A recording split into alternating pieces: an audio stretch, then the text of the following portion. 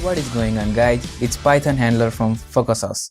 In this tutorial series, we're going to be learning basic Python programming. Python is easily one of the most powerful programming languages having high demand. It has very simple syntax, and if you're someone trying to learn computer programming for the first time, it's the right choice for you. Now let's get started. So first of all you need to do is install Python on our computer. To install it, type install Python on your favorite search engine. Go to the first website over there and click on download Python 3.7.2.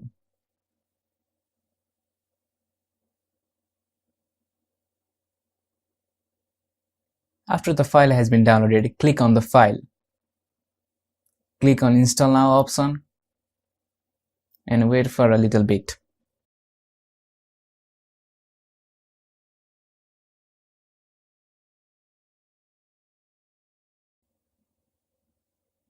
Now Python has been installed on our computer.